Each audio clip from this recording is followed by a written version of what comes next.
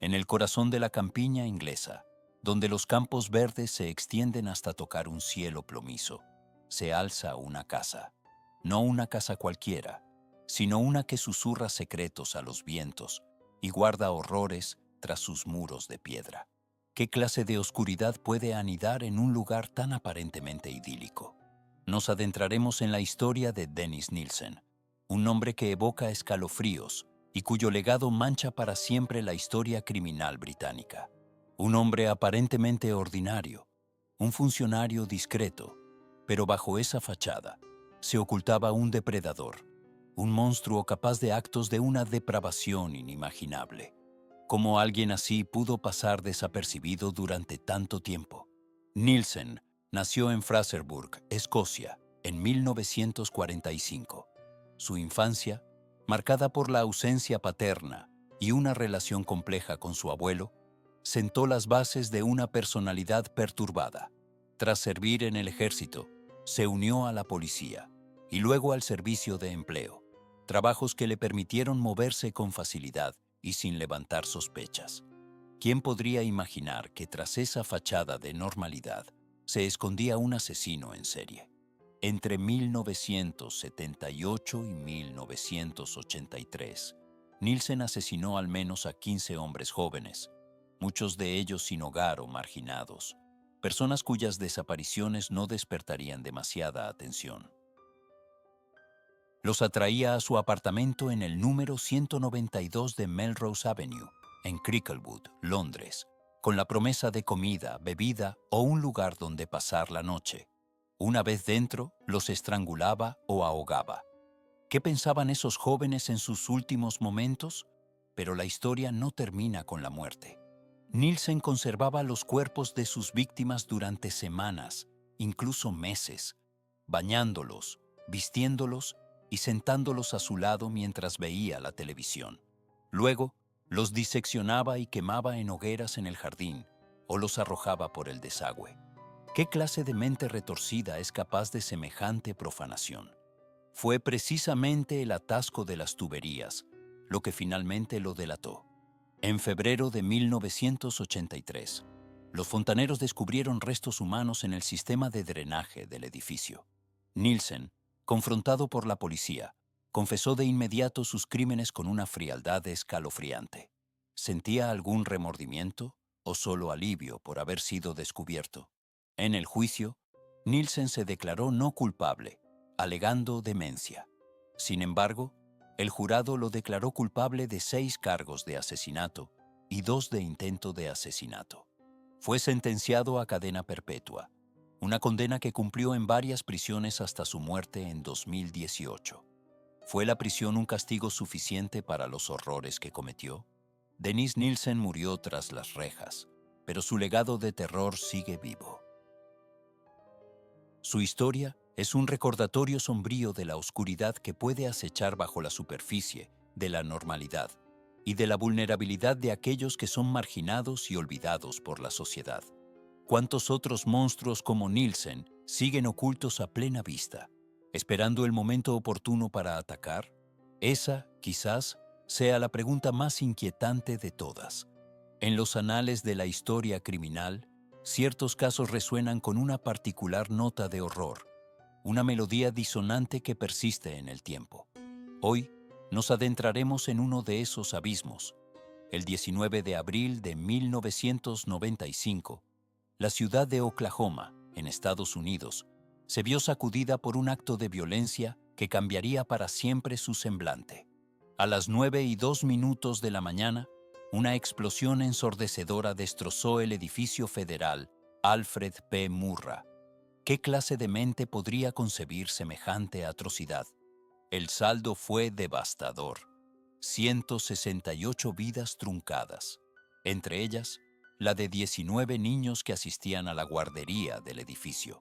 Más de 680 personas resultaron heridas, y la estructura del edificio quedó reducida a escombros humeantes. La magnitud de la destrucción era apocalíptica. Pero, ¿quién orquestó este infierno? La respuesta no tardaría en llegar. La investigación apuntó rápidamente a Timothy McVeigh, un ex soldado del ejército de los Estados Unidos, y a Terry Nichols, su cómplice. Ambos, motivados por un odio visceral hacia el gobierno federal, planearon y ejecutaron el atentado con una frialdad escalofriante, que los llevó a cruzar esa línea invisible que separa la disidencia del terror. McVeigh fue arrestado poco después del atentado, mientras que Nichols se entregó a las autoridades. El juicio de McVeigh se convirtió en un espectáculo mediático, un circo macabro donde se diseccionaba la mente de un asesino. Fue declarado culpable de 11 cargos federales y condenado a muerte. Pero la historia no termina ahí. El 11 de junio de 2001, Timothy McVeigh fue ejecutado mediante inyección letal. Terry Nichols, por su parte, fue condenado a cadena perpetua, sin posibilidad de libertad condicional. El atentado de Oklahoma City dejó una cicatriz imborrable en la memoria colectiva de Estados Unidos, un recordatorio sombrío de la fragilidad de la paz y la capacidad humana para la crueldad, un eco persistente de la maldad que acecha en los rincones más oscuros del alma humana. Y quizás, lo más inquietante de todo, es la certeza de que este tipo de horror puede volver a ocurrir.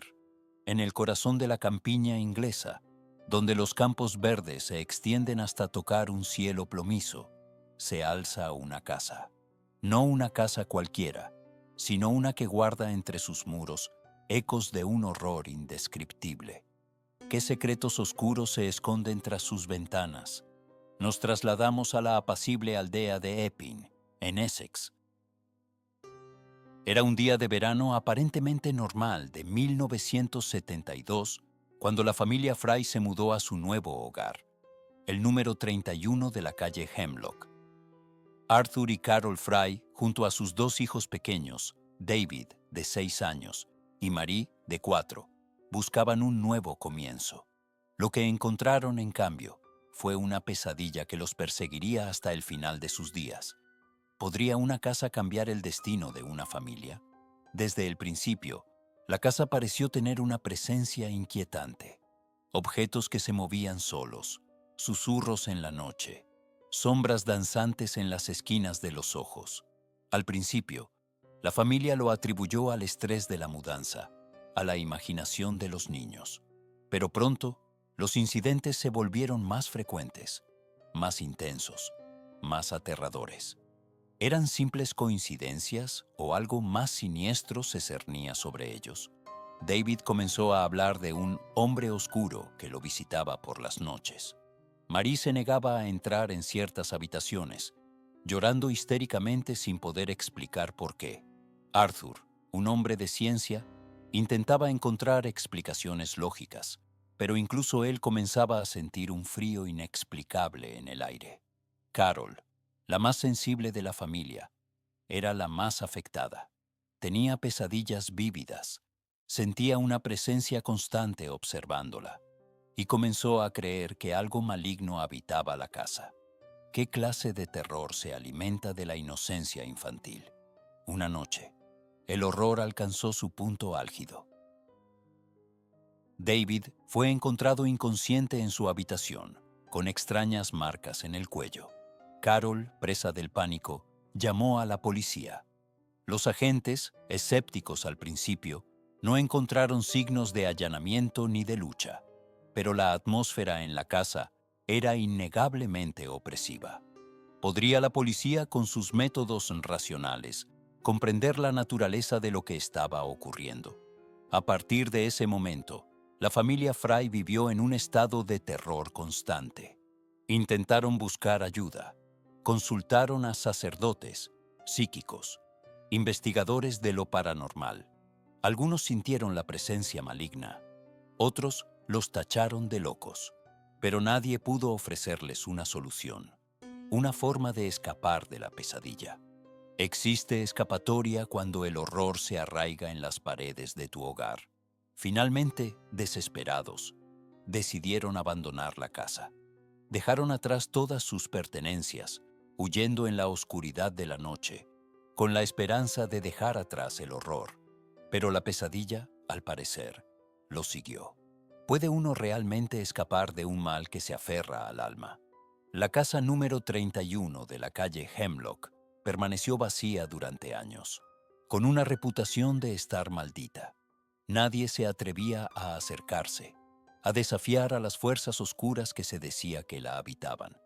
Hasta que, en 2013, un nuevo propietario, un joven escéptico llamado Mark Thompson, decidió renovarla y convertirla en su hogar. ¿Sería él quien finalmente desentrañaría los secretos de la casa? ¿O se convertiría en una víctima más de su oscuro legado? Mark, un arquitecto de profesión, no creía en fantasmas ni en maldiciones. Estaba convencido de que los incidentes que habían afectado a la familia Fry eran producto de la sugestión, de la histeria colectiva.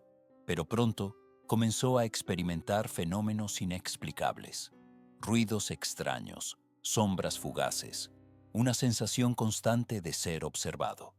¿Podría la lógica y la razón prevalecer ante la evidencia de lo inexplicable? Una noche, mientras trabajaba hasta tarde en la renovación, Mark escuchó un susurro que provenía del sótano, un susurro que pronunciaba su nombre. Aterrado, bajó las escaleras y se encontró con una oscuridad absoluta. Encendió su linterna y lo que vio lo dejó helado. ¿Qué horrores aguardan en la oscuridad, esperando ser descubiertos? En el sótano, encontró una habitación oculta, tapiada durante años.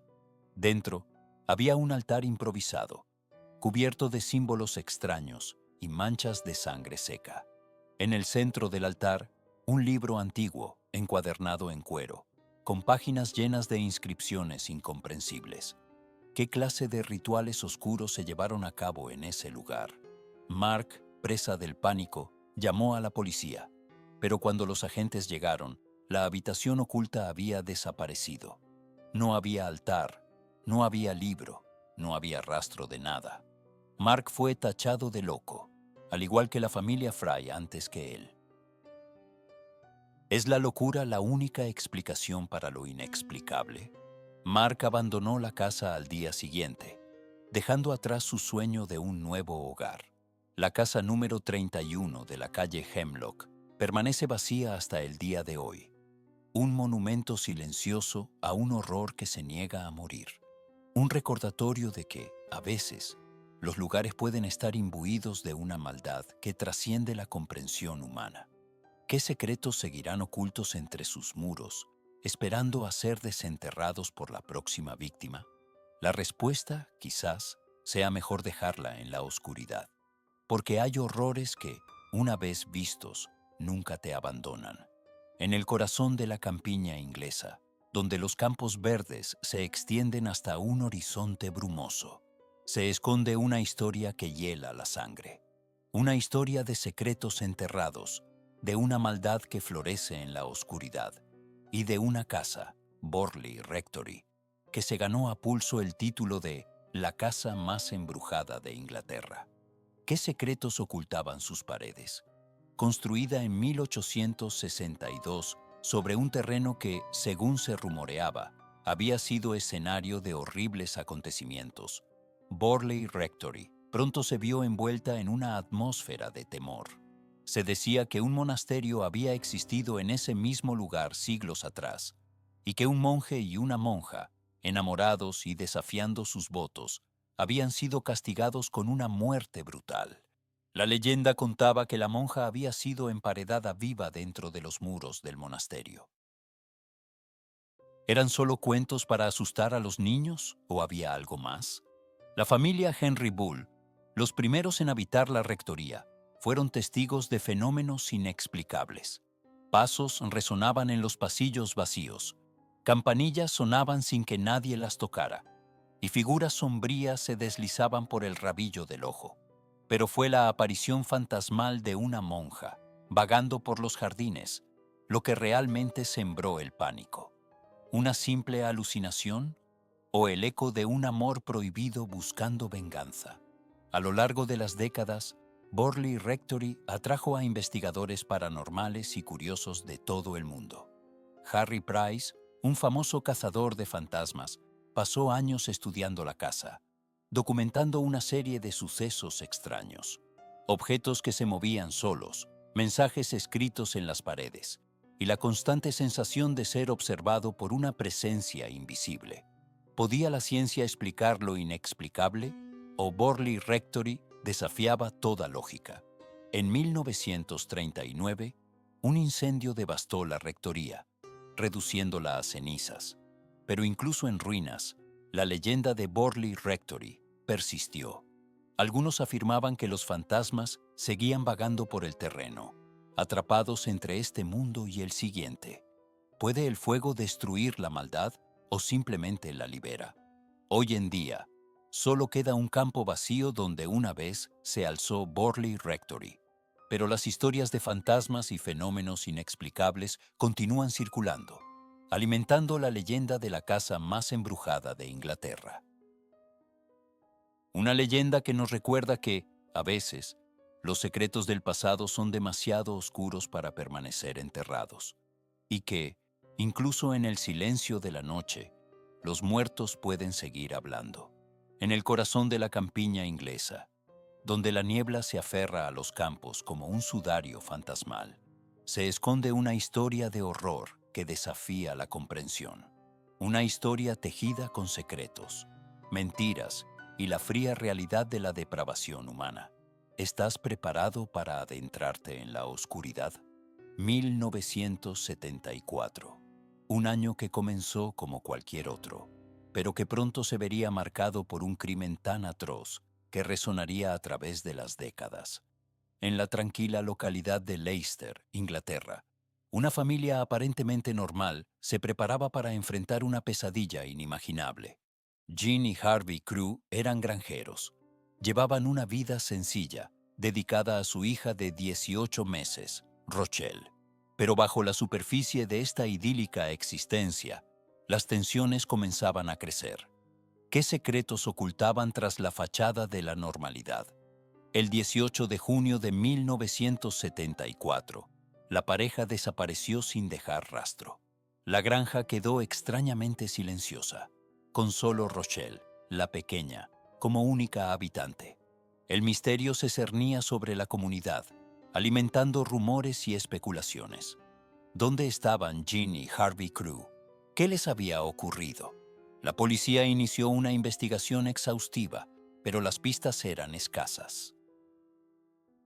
La casa no mostraba signos de lucha y no había indicios de robo. Todo parecía indicar que la pareja se había marchado voluntariamente, pero ¿abandonarían a su hija? Esa era la pregunta que atormentaba a los investigadores. Pasaron los días y la esperanza de encontrar a Jean y Harvey con vida se desvanecía. Entonces, el 16 de agosto, 2 meses después de su desaparición, los cuerpos fueron encontrados en el río Waikato. Estaban envueltos en lonas y atados con alambre. La autopsia reveló que ambos habían sido asesinados a tiros. La pesadilla se había confirmado. Pero, ¿quién era el responsable de este acto tan brutal? La investigación se centró en Arthur Alan Thomas, un granjero local y amigo de la familia Crew. Thomas había tenido problemas financieros y se rumoreaba que tenía una relación tensa con Harvey. ¿Podría la envidia y la desesperación haberlo llevado a cometer un doble asesinato? En 1975, Arthur Alan Thomas fue declarado culpable del asesinato de Jean y Harvey Crew. Fue condenado a cadena perpetua. Pero la historia no terminó ahí. Las dudas sobre su culpabilidad persistieron, alimentadas por inconsistencias en las pruebas y acusaciones de manipulación policial. ¿Fue Thomas un chivo expiatorio? ¿O era realmente el monstruo que la justicia había pintado? 9 años después, en 1979, Thomas fue indultado y liberado de prisión.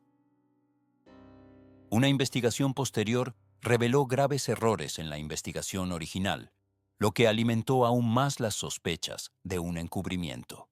La verdad sobre el caso Crew seguía siendo esquiva, envuelta en un laberinto de mentiras y medias verdades. El caso Crew sigue siendo uno de los crímenes más controvertidos en la historia de Nueva Zelanda. Un recordatorio sombrío de que la verdad puede ser una víctima fácil en la búsqueda de la justicia. Y mientras la pequeña Rochelle, ahora una adulta, continúa buscando respuestas, la sombra de la duda persiste. ¿Alguna vez se conocerá la verdad completa sobre lo que realmente sucedió en la granja de Pukekowa en 1974? Una pregunta que resuena en el silencio, como un eco fantasmal de un horror que nunca se desvanecerá por completo. En el corazón de la campiña inglesa, donde los campos verdes se extienden hasta donde alcanza la vista y la niebla matutina se aferra a la tierra como un sudario, se esconde una historia que hiela la sangre, una historia de secretos enterrados, de una maldad que acecha en las sombras y de un horror tan profundo que desafía toda comprensión. ¿Estás preparado para adentrarte en la oscuridad?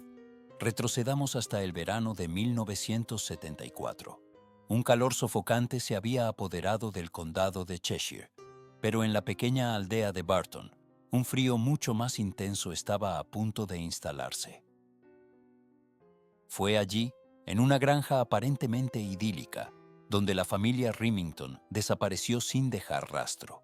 El padre, la madre y sus dos hijos pequeños, esfumados como si nunca hubieran existido. La policía local, desconcertada, inició una búsqueda exhaustiva. Cada rincón de la granja fue examinado, cada campo rastreado, cada pozo inspeccionado, pero no encontraron nada, ni un cuerpo, ni una pista, ni una señal de lucha. Solo el silencio sepulcral de una casa vacía, un silencio que gritaba más fuerte que cualquier alarido. ¿Qué clase de fuerza podría borrar a una familia entera de la faz de la tierra? Las semanas se convirtieron en meses y la esperanza de encontrar a los Remington con vida se desvaneció. El caso se enfrió, archivado como una tragedia sin resolver, pero la gente del pueblo no olvidó. Los rumores y las leyendas comenzaron a circular, alimentados por el miedo y la incertidumbre. Se hablaba de rituales satánicos, de pactos con el diablo y de una maldición ancestral que pesaba sobre la granja. ¿Eran solo cuentos para asustar a los niños o había algo más oscuro en juego? 20 años después, en 1994, un grupo de jóvenes excursionistas se aventuró en los terrenos abandonados de la granja Remington. Buscaban un lugar para acampar, un rincón tranquilo, lejos del bullicio de la ciudad. Lo que encontraron, sin embargo, fue mucho más de lo que esperaban. Mientras exploraban los restos de la antigua casa, tropezaron con una trampilla oculta en el sótano. La curiosidad, o tal vez algo más siniestro, los impulsó a abrirla. Lo que encontraron debajo los dejó petrificados. Un túnel oscuro y estrecho que se adentraba en las profundidades de la tierra. ¿Qué secretos aguardaban en la oscuridad? Uno a uno, los jóvenes se arrastraron por el túnel, sus corazones latiendo con fuerza en sus pechos. A medida que avanzaban, el aire se volvía más pesado, más denso, impregnado de un hedor nauseabundo. Y entonces lo vieron. Una cámara subterránea, iluminada por una tenue luz que se filtraba a través de una grieta en el techo. En el centro de la cámara, un altar de piedra cubierto de símbolos extraños y macabros. Y sobre el altar, los restos esqueléticos de 4 personas. Los Remington. La policía fue alertada de inmediato. La investigación se reabrió y la verdad, lentamente, comenzó a salir a la luz. Se descubrió que el padre de familia, Arthur Remington, era un miembro activo de una secta secreta que practicaba rituales de sangre en la granja. La desaparición de su familia no fue un misterio, sino un sacrificio, un acto de devoción a una entidad oscura y primordial. Pero fue Arthur el único responsable. Los miembros de la secta nunca fueron encontrados, pero la granja Remington se convirtió en un lugar maldito, un lugar donde el tiempo parece haberse detenido, donde el eco de los gritos aún resuena en el viento. Un recordatorio constante de la maldad que puede acechar en los lugares más insospechados. Y ahora, te dejo con esta pregunta. ¿Crees que la maldad realmente puede desaparecer? ¿O simplemente espera pacientemente en las sombras, lista para resurgir cuando menos lo esperamos? En el corazón de la campiña inglesa, donde los campos verdes se extienden hasta donde alcanza la vista, y la niebla matutina se aferra a la tierra como un sudario, se esconde una historia que hiela la sangre, una historia de secretos enterrados, de una maldad insondable que acecha bajo la fachada de la normalidad. ¿Estás preparado para adentrarte en la oscuridad? El caso de la familia Coverdale, en el pequeño pueblo de Radwell, Bedfordshire, es un recordatorio sombrío de que el horror puede anidar incluso en los lugares más idílicos. Era un día de verano aparentemente ordinario, el 29 de junio de 1979, cuando la tranquilidad de Radwell se hizo añicos. Arthur Coverdale, un respetado hombre de negocios de 42 años, y su esposa, Elsie, de 38, fueron encontrados brutalmente asesinados en su casa de campo. La escena era dantesca. La policía local, acostumbrada a lidiar con pequeños hurtos y disputas vecinales, se vio abrumada por la magnitud de la violencia. Pero lo más perturbador estaba por llegar. Sus dos hijos, una niña de 8 años llamada Margaret y un niño de 6, Thomas, habían desaparecido sin dejar rastro. ¿Víctimas o algo más? La pregunta resonaba en las mentes de los investigadores, mientras la búsqueda frenética comenzaba. La investigación se estancó rápidamente. No había señales de allanamiento, ni testigos, ni motivos aparentes. Los vecinos describieron a los Coverdale como una familia normal, sin enemigos conocidos. La policía rastreó cada pista, interrogó a cada residente, pero la verdad permaneció esquiva, oculta tras un velo de silencio y misterio. Pasaron los días, luego las semanas, y la esperanza de encontrar a los niños con vida se desvaneció. La prensa sensacionalista se cebó con la historia, especulando sobre cultos satánicos, asesinos en serie y oscuros secretos familiares. Pero la realidad, como suele ocurrir, era mucho más compleja y aterradora. Un año después de los asesinatos, en 1980, un granjero local hizo un descubrimiento macabro en un campo cercano a la casa de los Coverdale. Enterrados bajo una capa de tierra, encontró los restos esqueléticos de Margaret y Thomas. La autopsia reveló que habían sido asesinados con la misma brutalidad que sus padres. El caso Coverdale se convirtió en un símbolo de la maldad inexplicable. Un recordatorio de que el horror puede acechar en cualquier lugar, incluso en los rincones más tranquilos de la sociedad. Nunca se encontró al culpable. El misterio de Radwell permanece sin resolver, un eco persistente de una tragedia que sacudió a una comunidad y dejó una cicatriz imborrable en la campiña inglesa. Y mientras el sol se pone sobre los campos de Bedfordshire, uno no puede evitar preguntarse si el mal que consumió a la familia Coverdale ha sido realmente erradicado, o si aún acecha, esperando el momento oportuno para resurgir. En los anales de la historia criminal, ciertas historias resuenan con una frialdad particular, relatos donde la depravación humana alcanza cotas inimaginables. Hoy nos adentraremos en uno de esos abismos. El 18 de enero de 1994, en la tranquila localidad de Pont-Saint-Esprit, Francia, el cuerpo sin vida de Ghislaine Marchal fue descubierto en el sótano de su residencia. La escena era dantesca. La mujer, de 65 años, yacía en un charco de sangre. Su agresor, en una macabra burla, había escrito con la sangre de la víctima la frase «Omar m'a tué», «Omar me ha matado», una confesión post-mortem o una cruel cortina de humo. Las sospechas recayeron rápidamente sobre Omar Radad, el jardinero marroquí de la señora Marchal. Un joven de 21 años, con un dominio limitado del francés, se convirtió en el blanco perfecto. A pesar de las inconsistencias en la investigación, a pesar de las dudas razonables que se cernían sobre la evidencia, Omar Radad fue declarado culpable del asesinato de Ghislaine Marchal en 1994. Condenado a 18 años de prisión, su destino parecía sellado. Pero la verdad, como la sangre, a menudo encuentra la manera de salir a la luz.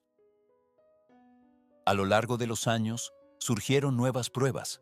Expertos lingüistas cuestionaron la gramática imperfecta de la frase escrita con sangre. ¿Podría una mujer francesa nativa cometer tal error?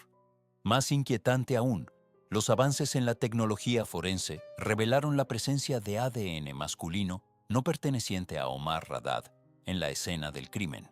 ADN que nunca fue identificado. ¿Fue Omar Raddad una víctima de las circunstancias, un chivo expiatorio en un caso plagado de errores y prejuicios? Después de años de lucha legal, en 2021, se permitió una nueva investigación del caso. La sombra de la duda persiste, alimentada por las preguntas sin respuesta y las pruebas ignoradas. Hoy, Omar Raddad está en libertad condicional, pero la mancha de la sospecha permanece. Y la pregunta que resuena en el silencio es, si no fue él, ¿quién mató a Ghislaine Marchal? ¿Y por qué? Un misterio que, quizás, nunca se ha resuelto del todo. Una herida abierta en el corazón de Pont-Saint-Esprit, en la penumbra de la historia, donde los límites entre la cordura y la obsesión se desdibujan, emerge un caso que helará la sangre incluso del más escéptico. Un enigma tejido con secretos, mentiras y una búsqueda implacable que consumió a un hombre hasta sus últimos días. Harlan Coben, un nombre que resuena con el eco de la intriga literaria, se vio arrastrado a un laberinto personal mucho más oscuro que cualquiera de sus ficciones. Todo comenzó con una pregunta simple, una semilla de duda plantada en su mente por un comentario casual sobre su propio árbol genealógico. Podría ser que la verdad de su pasado estuviera enterrada bajo capas de silencio y olvido. Lo que siguió fue una inmersión profunda en los archivos familiares, un viaje a través de generaciones marcadas por la tragedia y el misterio. Coben, impulsado por una curiosidad insaciable, desenterró documentos polvorientos, cartas amarillentas y fotografías descoloridas que revelaban una historia inquietante. En el corazón de este relato se encontraba su tía abuela, Helen Coben, una figura enigmática cuya vida había estado envuelta en un halo de secretismo. Helen, una mujer de belleza singular y espíritu independiente, había desaparecido sin dejar rastro en 1945, en los turbulentos años posteriores a la Segunda Guerra Mundial. Su desaparición, catalogada como un simple caso de persona desaparecida, nunca fue resuelta. Pero Harlan Coben no estaba dispuesto a aceptar esa versión. A medida que profundizaba en la vida de Helen, descubrió indicios de una doble vida, conexiones con personajes turbios y un pasado que parecía diseñado para permanecer oculto. ¿Qué secretos guardaba Helen Coben? ¿Y por qué alguien querría borrarla de la faz de la tierra? La búsqueda de la verdad llevó a Coben a recorrer miles de kilómetros, desde los archivos históricos de Nueva York hasta los rincones más remotos de Europa. Se entrevistó con ancianos familiares, historiadores locales y antiguos investigadores, cada uno de los cuales aportaba una pieza del rompecabezas, una sombra de la verdad que se resistía a ser revelada por completo. A medida que se acercaba a la verdad, Coben comenzó a sentir una presencia oscura, una fuerza invisible que parecía oponerse a su investigación. Recibió llamadas telefónicas anónimas, mensajes crípticos y advertencias veladas. Alguien, en algún lugar, no quería que descubriera lo que realmente le había sucedido a Helen Coben. A pesar del peligro, Coben se mantuvo firme en su búsqueda.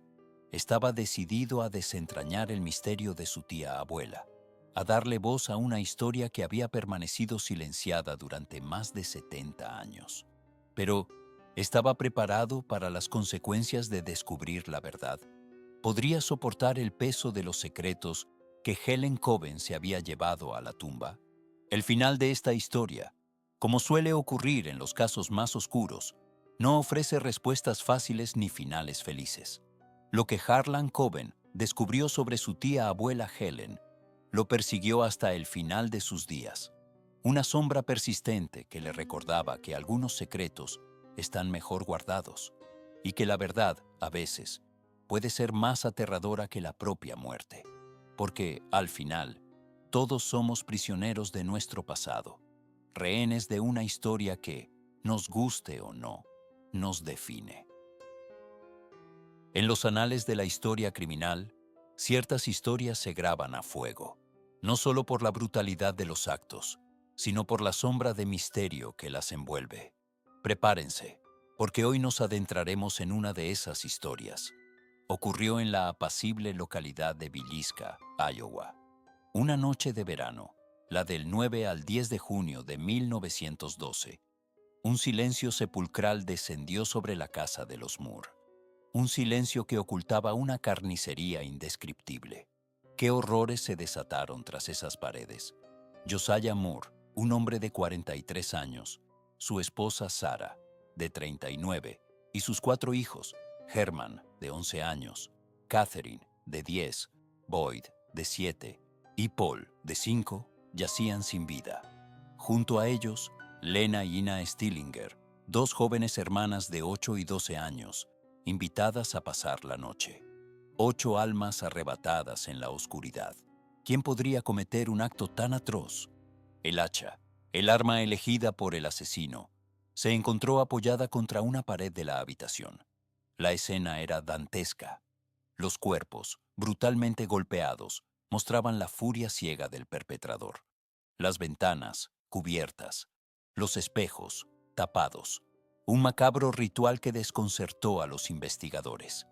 ¿Qué significado oculto encerraban estos detalles? La investigación policial se vio plagada de errores y pistas falsas. Sospechosos surgieron y desaparecieron entre las sombras de la duda. Frank Jones, un senador estatal con quien Josiah Moore había tenido disputas comerciales, fue uno de los primeros en ser investigado.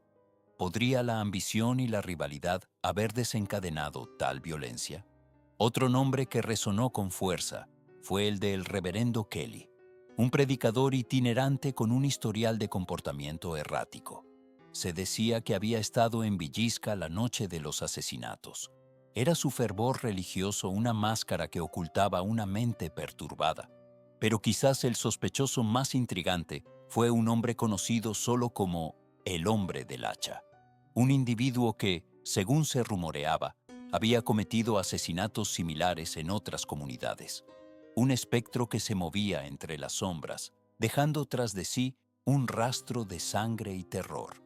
¿Era él el responsable de la masacre de Villisca? A pesar de los esfuerzos de las autoridades, el caso de los asesinatos de Villisca nunca se resolvió. El tiempo pasó, las pistas se enfriaron y los recuerdos se desvanecieron. Pero la casa de los Moore permaneció en pie, un monumento silencioso a la tragedia. ¿Qué secretos guarda entre sus paredes? Hoy en día, la casa de Villisca es conocida como la Casa de los Asesinatos de Villisca, un lugar donde los visitantes pueden pasar la noche, buscando respuestas en los ecos del pasado. Algunos afirman haber experimentado fenómenos paranormales, sintiendo la presencia de las víctimas, escuchando susurros en la oscuridad. ¿Es la casa un portal a otro mundo o simplemente un reflejo de la psique humana, atormentada por la memoria de un crimen sin resolver? La masacre de Villisca sigue siendo un enigma, un recordatorio sombrío de la fragilidad de la vida y la oscuridad que puede acechar incluso en los lugares más tranquilos. Un caso que, más de un siglo después, continúa generando preguntas sin respuestas. ¿Alguna vez se revelará la verdad? ¿O permanecerá para siempre enterrada bajo el polvo del tiempo, como un secreto oscuro y perturbador? En el corazón de la campiña inglesa, donde los campos verdes se extienden hasta el horizonte y la niebla matutina se aferra a la tierra como un sudario, se esconde una historia que desafía la razón. Una historia de secretos enterrados, de una maldad insondable que floreció en la aparente tranquilidad de un pueblo llamado Epping. qué oscuros presagios se ocultaban tras las sonrisas amables y las fachadas impecables. Retrocedamos hasta el verano de 1975. El calor era sofocante, la sequía implacable. En medio de este escenario casi bíblico, desapareció una joven llamada Tanya Chapman. Tenía 19 años, una vida por delante y una promesa de felicidad que nunca llegaría a cumplirse. Su desaparición dejó una herida abierta en la comunidad, una grieta que revelaría horrores inimaginables.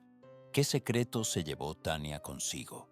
La investigación policial fue intensa, pero infructuosa.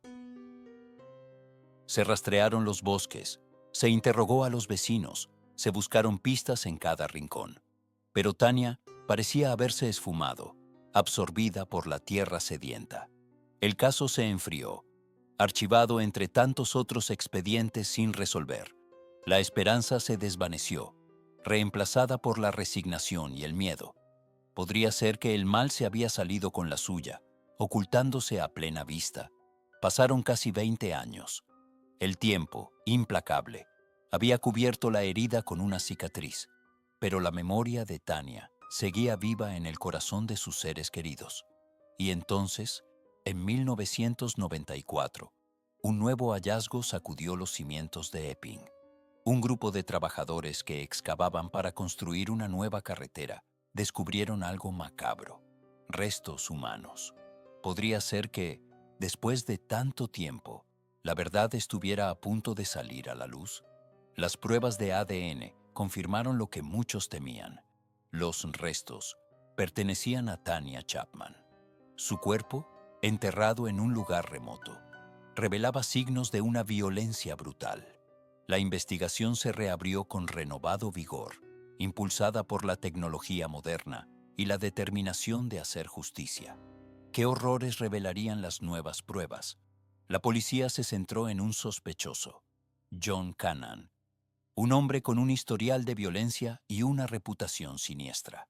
Cannan había estado en prisión por otros delitos, pero siempre había negado cualquier implicación en la desaparición de Tanya. Sin embargo, las pruebas circunstanciales eran abrumadoras. ¿Era Cannan el monstruo que había acechado en las sombras de Epping durante tantos años? El juicio fue un espectáculo mediático, un duelo entre la búsqueda de la verdad y la astucia de un criminal. La fiscalía presentó un caso sólido, basado en pruebas forenses, testimonios de testigos y el propio comportamiento sospechoso de Cannan. La defensa intentó sembrar dudas, cuestionar la validez de las pruebas y pintar a Cannan como una víctima de las circunstancias. Pero al final, el jurado no tuvo dudas. John Cannan fue declarado culpable del asesinato de Tanya Chapman. ¿Se había cerrado por fin el círculo de la venganza? Cannan fue condenado a cadena perpetua, pero nunca admitió su culpabilidad. Murió en prisión años después, llevándose consigo los secretos de su maldad. El caso de Tanya Chapman quedó grabado en la memoria colectiva, como un recordatorio de la fragilidad de la vida y la persistencia del mal. Un mal que puede acechar en los lugares más insospechados, esperando el momento oportuno para atacar. ¿Cuántos otros secretos permanecen enterrados, esperando ser descubiertos? La campiña inglesa, con su belleza engañosa, sigue guardando silencios que hielan la sangre. Y en el viento, a veces, se puede escuchar el eco de un grito ahogado, el lamento eterno de una joven que nunca tuvo la oportunidad de vivir. En los anales de la historia criminal, ciertos casos resuenan con una intensidad particularmente escalofriante, dejando una huella imborrable en la memoria colectiva. Hoy nos adentraremos en uno de esos abismos, un relato donde la inocencia se desvanece y la oscuridad emerge en su forma más pura. Retrocedamos hasta el verano de 1974, una época marcada por la agitación social y la incertidumbre política, un caldo de cultivo perfecto para que la maldad floreciera en las sombras. Fue en este contexto que la tranquila comunidad de Rillington Place, en Londres, se vio sacudida por una serie de eventos que desafiarían su comprensión de la naturaleza humana. John Reginald Christie, un hombre aparentemente común, con una fachada de respetabilidad que ocultaba una psique retorcida, se convirtió en el epicentro de esta pesadilla. ¿Qué secretos oscuros se escondían tras la puerta número 10 de Rillington Place? Christie, un ex policía con un historial de pequeños delitos y una fascinación por la muerte, había perfeccionado el arte del engaño.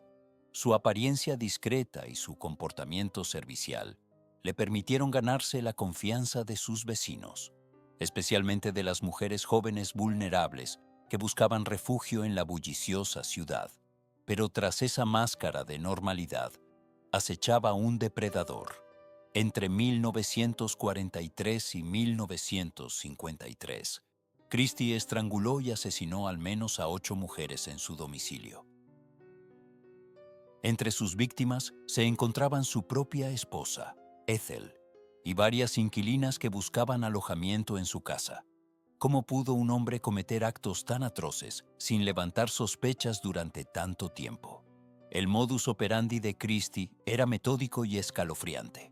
Atraía a sus víctimas con falsas promesas de ayuda médica o empleo, para luego drogarlas con monóxido de carbono y estrangularlas. Después, ocultaba los cuerpos en diferentes partes de la casa, enterrándolos en el jardín, escondiéndolos tras el papel pintado o incluso guardándolos bajo el suelo de la cocina. La policía inicialmente no sospechó de Christie.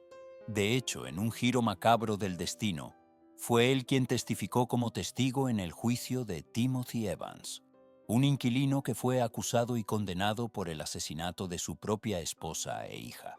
Evans fue ahorcado en 1950, un error judicial que pesaría sobre la conciencia colectiva durante décadas. ¿Fue Timothy Evans una víctima más de la manipulación de Christie? No fue hasta 1953, cuando Christie se mudó de Rillington Place, que la verdad comenzó a salir a la luz. El nuevo inquilino de la casa descubrió los restos de varias mujeres, lo que llevó a una investigación exhaustiva y al arresto de Christie. En el juicio, Christie se declaró no culpable, alegando demencia. Sin embargo, las pruebas en su contra eran abrumadoras. Fue declarado culpable de asesinato y ahorcado en la prisión de Pentonville en julio de 1953. El caso de John Reginald Christie sacudió los cimientos de la sociedad británica, exponiendo las fallas del sistema judicial y la capacidad del mal para esconderse a plena vista. Rillington Place se convirtió en sinónimo de horror, un recordatorio constante de la oscuridad que puede acechar en los lugares más inesperados. Pero, ¿es posible que el horror de Rillington Place no terminara con la ejecución de Christie? ¿Qué fantasmas permanecen atrapados entre las paredes de esa infame casa, susurrando secretos que nunca serán completamente revelados? En la penumbra de la historia, donde los límites de la cordura se desdibujan, acechan relatos que desafían nuestra comprensión. Hoy nos adentraremos en uno de esos abismos. El silencio puede ser el grito más ensordecedor. Y en 1974, el silencio se apoderó de Amityville, un pequeño pueblo en Long Island, Nueva York. La familia DeFeo, compuesta por Ronald DeFeo padre, Louise DeFeo y sus 4 hijos, Dawn, Allison, Mark y John, fue encontrada sin vida en su hogar, el 112 de Ocean Avenue. ¿Qué clase de horror puede cegar 6 vidas en una sola noche? Ronald DeFeo Jr., el hijo mayor, confesó haber asesinado a todos los miembros de su familia con un rifle. Alegó haber escuchado voces que lo instaban a cometer los crímenes. Fue declarado culpable de asesinato en segundo grado y sentenciado a 25 años de prisión por cada asesinato, cumpliendo una condena de 150 años. Pero, ¿era Ronald DeFeo Jr. el único culpable? ¿O había algo más, una presencia oscura, que habitaba en las paredes de esa casa? Un año después de la tragedia, la familia Lutz compró la casa. George y Kathleen Lutz, junto con sus 3 hijos, esperaban comenzar una nueva vida. pero su sueño pronto se convirtió en una pesadilla. Afirmaron haber experimentado fenómenos paranormales aterradores, ruidos inexplicables, cambios de temperatura repentinos, visiones y una sensación constante de ser observados. 28 días. Solo 28 días pudieron soportar los Lutz antes de huir despavoridos, dejando atrás todas sus pertenencias. Su historia, contada en el libro El horror de Amityville, se convirtió en un fenómeno mundial, alimentando la leyenda de la casa embrujada. ¿Realidad o ficción? ¿Producto de una mente perturbada o evidencia de una fuerza sobrenatural? Expertos en lo paranormal, investigadores y escépticos han examinado la casa a lo largo de los años. Algunos respaldan las afirmaciones de los Lutz, señalando inconsistencias en la versión de DeFeo y la persistencia de extraños sucesos. Otros, sin embargo, atribuyen los fenómenos a la sugestión, el estrés postraumático y la búsqueda de fama. La casa en el 112 de Ocean Avenue ha cambiado de manos varias veces, cada nuevo propietario consciente de su oscuro pasado. Algunos han negado haber experimentado nada inusual, mientras que otros han preferido mantener silencio. El tiempo ha pasado, pero la sombra de Amityville persiste. La pregunta sigue sin respuesta. ¿Qué ocurrió realmente en esa casa? ¿Y qué fuerzas, visibles o invisibles, siguen acechando en su interior?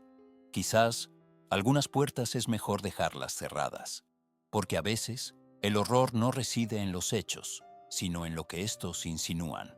En los anales de la historia criminal, ciertas historias resuenan con una particular nota de horror, un eco de la oscuridad humana que persiste a través de los años. Hoy nos adentraremos en una de esas historias, un caso que conjuga lo macabro con lo inexplicable, un enigma que desafía toda lógica, que lleva a un individuo a cruzar la línea, a abandonar la cordura y sumergirse en un abismo de depravación. Retrocedamos hasta 1981, en la apacible ciudad de Atascadero, California. Allí, Lawrence Whitaker y Roy Norris, dos nombres que pronto se convertirían en sinónimos de terror, iniciaron una ola de crímenes que sacudiría los cimientos de la comunidad. Whitaker, un hombre de 39 años, y Norris, de 33, formaron una alianza siniestra, un pacto de sangre sellado con la tortura y el asesinato. Su modus operandi era simple, pero brutalmente efectivo: secuestrar jóvenes, someterlas a tormentos inimaginables y finalmente arrebatarles la vida. ¿Cómo dos hombres pudieron operar con tal impunidad, sembrando el terror durante meses sin ser detectados? Entre junio y octubre de 1981, Whitaker y Norris secuestraron, torturaron y asesinaron a 5 jóvenes: Lucinda Schaefer, de 16 años, Bethany Hill, de 16 años, Jacqueline Gilliam, de 15 años, Laura Slusenko, de 17 años, y Shirley Lynette Ledford, de 16 años. Cada crimen era una escalada en la depravación, un descenso a los infiernos del sadismo. Las víctimas eran elegidas al azar, arrebatadas de las calles y llevadas a una furgoneta especialmente acondicionada para la tortura, un vehículo que la prensa bautizaría como la Cámara de los Horrores. Allí, las jóvenes eran sometidas a brutales palizas, violaciones y mutilaciones, grabadas en cintas de audio que se convertirían en evidencia clave en el juicio. ¿Qué clase de mente retorcida es capaz de convertir el sufrimiento ajeno en un espectáculo, en una macabra sinfonía de dolor? Finalmente, la suerte de Whitaker y Norris se agotó. Tras una serie de pistas y testimonios, la policía logró identificarlos y detenerlos. El juicio fue un circo mediático, un desfile de horrores que dejó al descubierto la verdadera magnitud de sus crímenes. Norris, para evitar la pena de muerte, testificó contra Whitaker, describiendo con detalle los horrores que habían cometido juntos. Whitaker, por su parte, se mantuvo desafiante hasta el final, negando su culpabilidad y proclamando su inocencia. En 1989, Lawrence Whitaker fue ejecutado en la cámara de gas de la prisión estatal de San Quentin. Roy Norris fue sentenciado a 45 años de prisión, pero fue puesto en libertad condicional en 2020, muriendo tan solo unos meses después. El caso de Whitaker y Norris, conocido como los asesinos de la caja de herramientas, sigue siendo un recordatorio sombrío de la capacidad del ser humano para la maldad. Un eco persistente de la oscuridad que acecha en los rincones más profundos de la psique humana.